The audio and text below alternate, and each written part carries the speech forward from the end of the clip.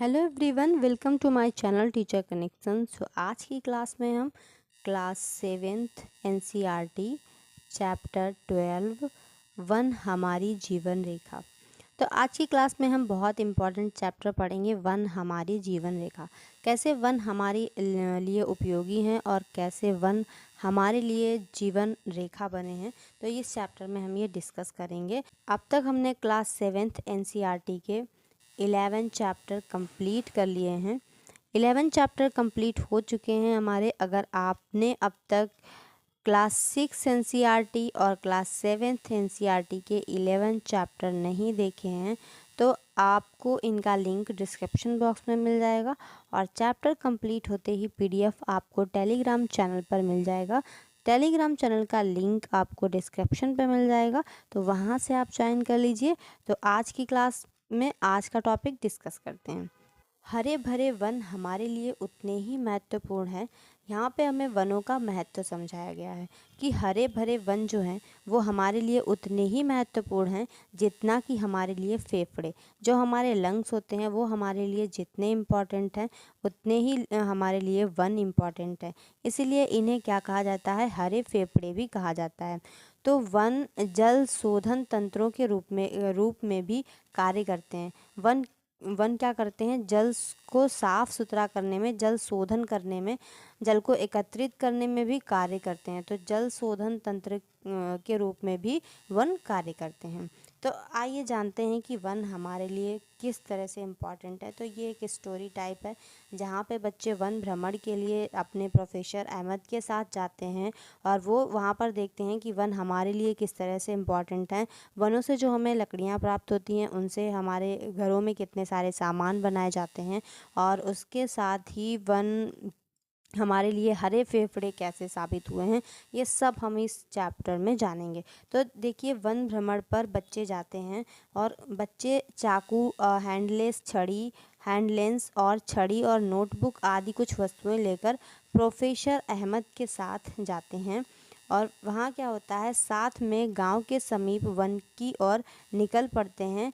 साथ रास्ते में उन्हें गांव का अपनी उम्र का एक लड़का मिलता है जिसका नाम टीबू होता है। वह भी अपनी चाची के साथ मवेशियों को चराने के लिए ले जा रहा था। उसने पाया कि टीबू बहुत फुर्तीला है।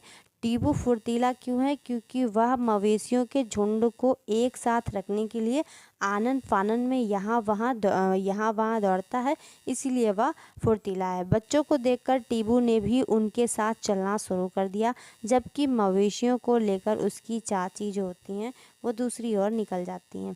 जैसे ही उन लोगों ने वन में प्रवेश किया, टीबू ने अपना हाथ उठाकर सबको शांत रहने के लिए कहा। वन में एंट्री लेते ही टीबू ने सबको शांत करा दिया, क्योंकि शोर से वन में रहने वाले जो जीव जंतु होते हैं उनको परेशानी हो सकती है। फिर क्या हुआ, फिर टीबू ने उन्हें वन में ऊंचाई पर स्थित ऐसे स्थान पर ले गया। टीबू उन्हें वन में स्थित जो सबसे ऊंचाई पर स्थान था वहाँ पर ले गया, जहाँ से सभी वनों का पूरे वन का व्यापक दृश्य देख सकते थे। और बच्चे आश्चर्यचकित हो गए, क्योंकि उन्हें दूर दूर तक कहीं भी ज़मीन नहीं दिखाई दे रही थी। वन है तो ज़मीन नहीं दिखाई दे रही थी, क्या दिख रहा था उन्हें विभिन्न वृक्षों के शिखरों ने भूमि के ऊपर हरा भरा सा आवरण बना दिया था, ये दिख रहा था। तो जो वृक्ष के शिखर थे उन्होंने पूरी तरह से ज़मीन को ढक लिया था, एक आवरण बना दिया था।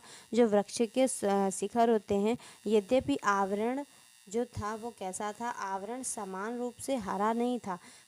वहाँ का वातावरण शांत था और ठंडी हवा मंद गति से बह रही थी। इससे बच्चे काफ़ी तरोताज़ा और प्रसन्न हो गए। नीचे आते समय बच्चे अचानक पक्षियों की चहचहाट और वृक्षों की ऊंची ऊंची शाखाओं की ओर से कुछ विशिष्ट ध्वनियों का शोर सुनकर उत्तेजित हो गए। अब वन है तो वहाँ पे विभिन्न प्रकार के जीव हैं और वहाँ पर बहुत सारे पक्षी भी हैं और अलग अलग जीव जंतुओं की ध्वनियाँ हैं। टीबू ने उन्हें शांत रहने को कहा, क्योंकि यह वहाँ की सामान्य घटना थी। तो जो वन होते हैं वहाँ पर जो भी शोर है वहाँ की वो सामान्य घटना है। तो टीबू ने उन्हें क्या कहा, शांत रहने को कहा।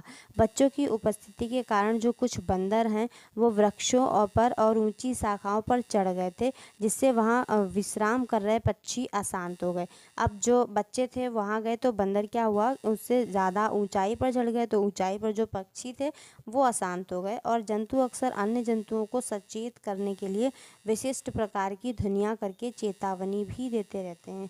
टीबू ने यह भी बताया कि जो सूकर, वाराह, सुअर और गौर, बाइसन और गीदड़, सेही और हाथी जैसे जो जंतु होते हैं ये वन के अधिक सघन क्षेत्र, सघन का मतलब है जो बहुत घना होता है अंदर की ओर, वहाँ पर ये जो जीव जंतु हैं वो पाए जाते हैं।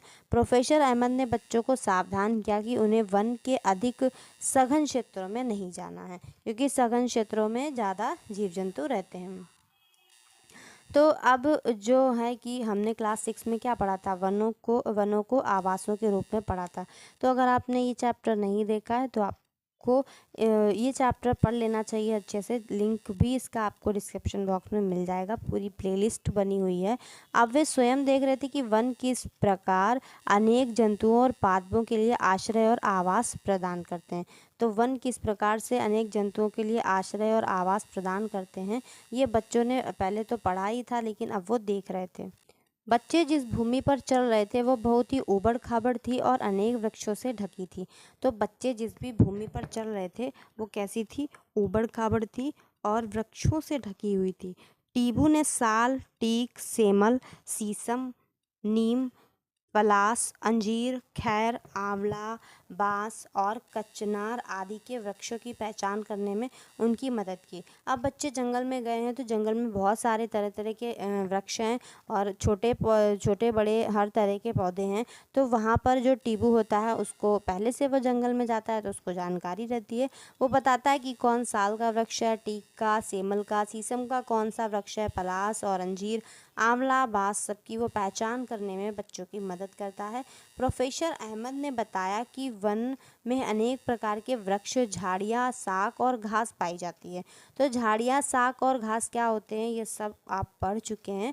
वृक्षों पर विभिन्न प्रकार की विसर्पी लताएं और आरोही लताएं भी लिपटी हुई रहती हैं। वृक्षों की घनी पत्तियों के आवरण के कारण सूर्य मुश्किल से ही कहीं दिखाई दे रहा था, जिससे वन के अंदर काफ़ी अंधकार था। जिससे क्या हुआ, वन के अंदर काफ़ी अंधकार था क्योंकि सूर्य तो दिख ही नहीं रहा था।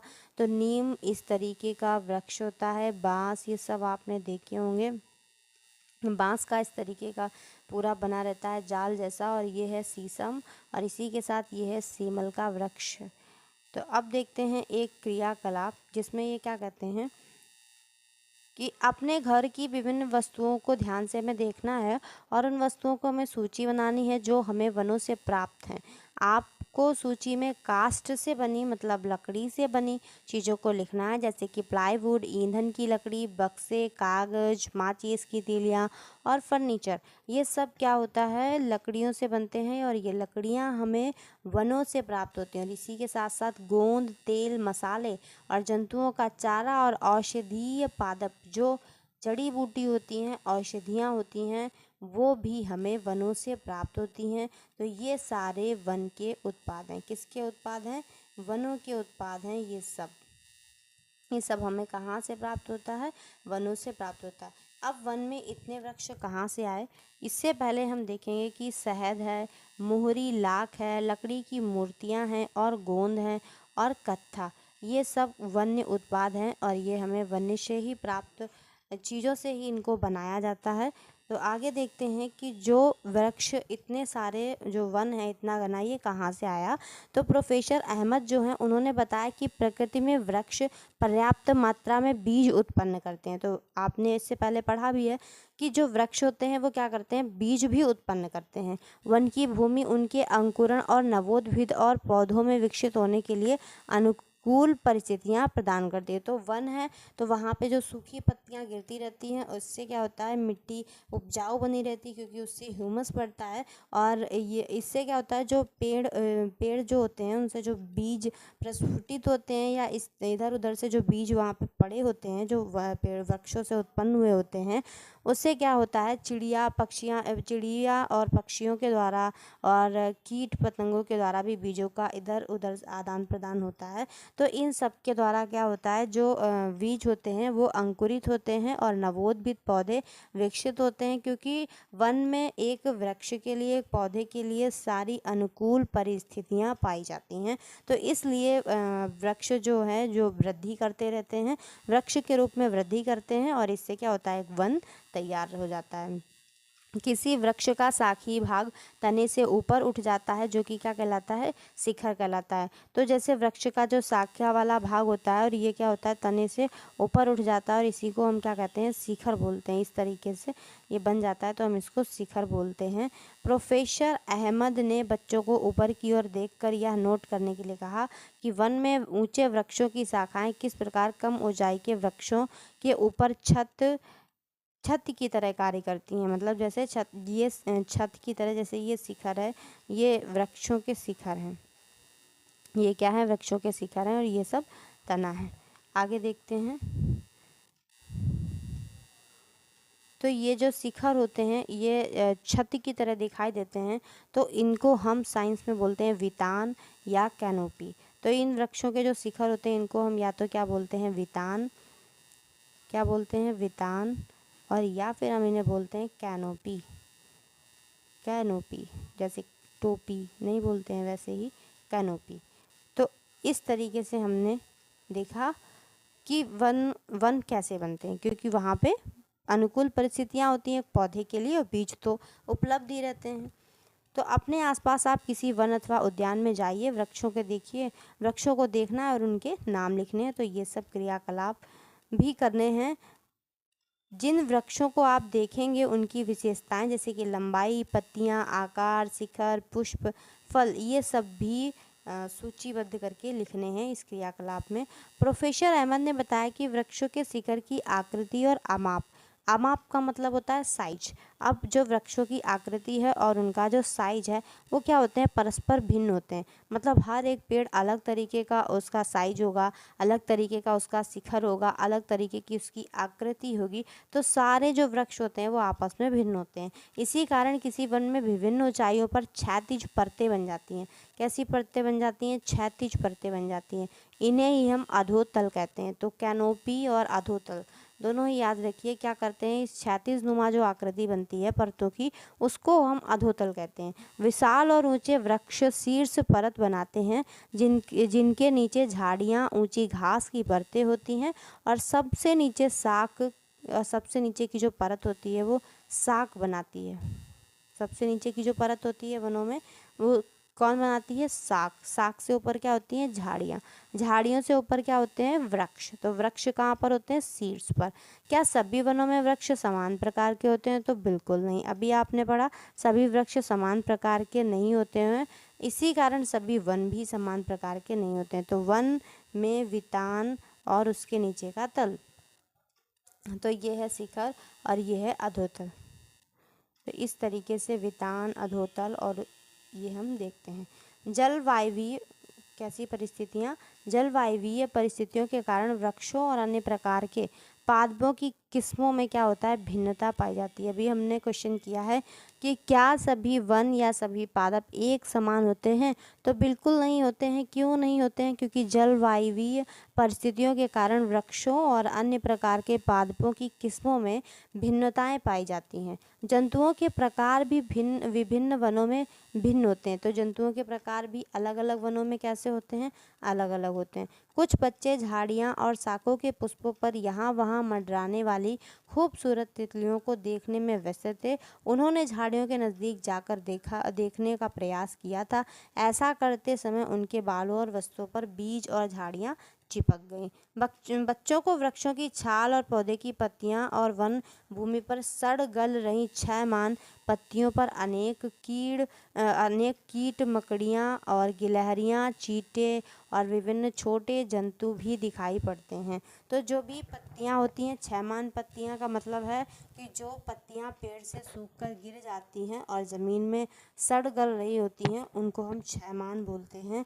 तो छोटे जीव वहाँ पर दिखाई देते हैं। उन्होंने उन जीवों के चित्र बनाने आरंभ कर दिए। वन भूमि की सतह पर गहरे रंग की दिखाई दे रही थी। वन भूमि कैसे दिखाई दे रही थी? सतह पर गहरे रंग की दिखाई दे रही थी तथा वहाँ सूखी और क्षयमान पत्तियाँ, फल, बीज और टहनियाँ और छोटे शाखों से ढकी हुई थी। तो वहाँ सूखी और क्षयमान पत्तियाँ जो थी वो फलों, बीजों, टहनियों और छोटे शाखों से ढकी हुई थी। क्षयमान पदार्थ आर्द्र और गर्म थे। मतलब जो पदार्थ क्षय हो रहे थे वो आर्द्र थे और गर्म थे। बच्चों ने अपने संग्रह के लिए विभिन्न बीज और पत्तियां एकत्रित कर लिए और वन भूमि पर सूखी पत्तियों के ऊपर चलना किसी स्पंजी गलीचे पर चलने के समान था। जैसे कोई स्पंज नहीं होता है मुलायम सा, उस वैसे गलीचे पर चलना लग रहा था जब बच्चे चलते हैं सूखी पत्तियों के ऊपर। क्या क्षयमान पदार्थ जो होते हैं वो गर्म होते हैं? प्रोफेसर अहमद ने सुझाया कि बच्चे इस प्रश्न का उत्तर प्राप्त करें। तो एक क्रियाकलाप के द्वारा हम इस प्रश्न का उत्तर प्राप्त करेंगे कि जो क्षयमान पदार्थ होते हैं वो क्या गर्म होते हैं। तो सबसे पहले हमें एक छोटा सा गड्ढा खोद लेना है और उसी में सब्जियों के कचरे, मतलब जो सब्जियों का छिकला होता है, उसको हमें डाल देना है और इसी के साथ साथ पौधे की जो सूखी हुई पत्तियां होती हैं वो भी हमें डाल देना है। पहले हमें एक गड्ढा खोदना है, इसमें सब्जियों के कचरे और सूखी पत्तियां ये सब हमें डाल देनी है और मिट्टी ऊपर से डाल करके भर के इसको हमें बंद कर देना है।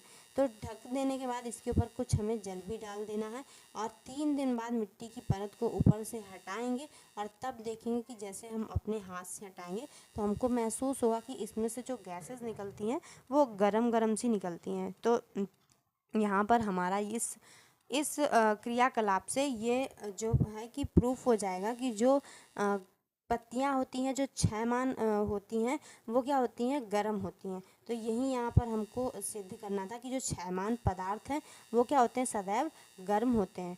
तो आई होप आपको ये पूरा वीडियो, ये पूरा टॉपिक समझ में आया होगा।